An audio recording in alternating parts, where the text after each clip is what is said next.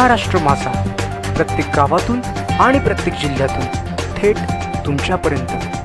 16 वर्षांपासून रस्त्यासाठी संघर्ष, न्याय न मिळाल्याने अकोर्लेतील नागरिकांचा आंदोलनाचा इशारा।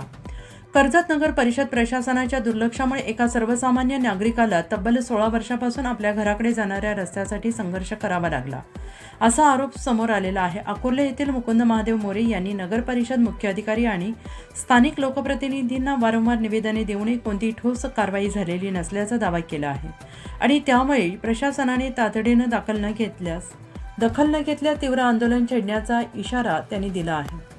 कर्जत तालुक्यातील अकोर्ले गावातील मुकुंद महादेव मोरे यांच्या म्हणण्यानुसार त्यांच्या घराकडे जाणाऱ्या रहदारीच्या रस्त्यावर शेजाऱ्यांनी अतिक्रमण करून मार्ग अडवला आहे, त्यामुळे दैनंदिन ये-जा करणे कठीण झालेलं असून अनेक वर्ष त्यांना मनस्ताप सहन करावा लागतो आहे। या प्रश्नावर तोडगा निघावा यासाठी त्यांनी 2010 साली प्रथम कर्जत नगर परिषदेकडे अर्ज केला, त्यानंतर 2020 मध्ये पुन्हा पाठपुरावा केला आणि एवढंच नव्हे तर 2.5 महिन्यांपूर्वी रस्ता मोकळा करून देण्याची मागणी करत आणखीन एक अर्ज सादर केला आणि या सर्व अर्जांच्या पोचपावत्या आपल्याकडे असल्याचा दावा त्यांनी केला आहे। मात्र वारंवार पाठपुरावा करूनही नगर परिषदेचा एकही अधिकारी प्रत्यक्ष जागेवर पाहणीसाठी आला नसल्याचा आरोप मुकुंद मोरे यांनी केला आहे। तसेच स्थानिक नगरसेवकांनी सुद्धा या प्रश्नाकडे दुर्लक्ष केल्याचा आरोप त्यांनी केला आहे।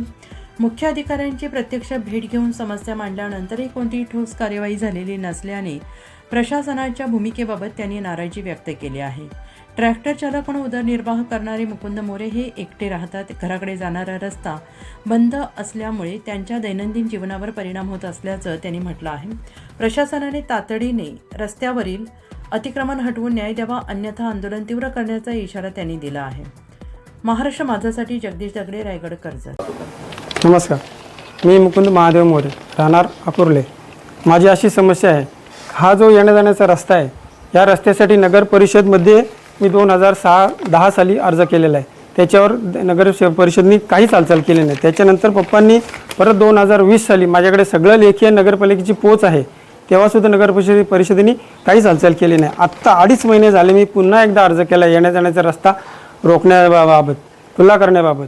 आता 2.5 महिने झाले तरी नगर परिषदच्या कार्यकर्त्यांनी एकही येऊन इथे बघितलं नाही का काय समस्या आहे ती, किंवा नगरसेवक, दोन्ही नगरसेवकांना सगळं पाठवले, फोटो पाठवलेत, सगळं पाठवले, एकही नगरसेवक इथे येऊन विचारलं नाही मला काय अडचण आहे तुझी।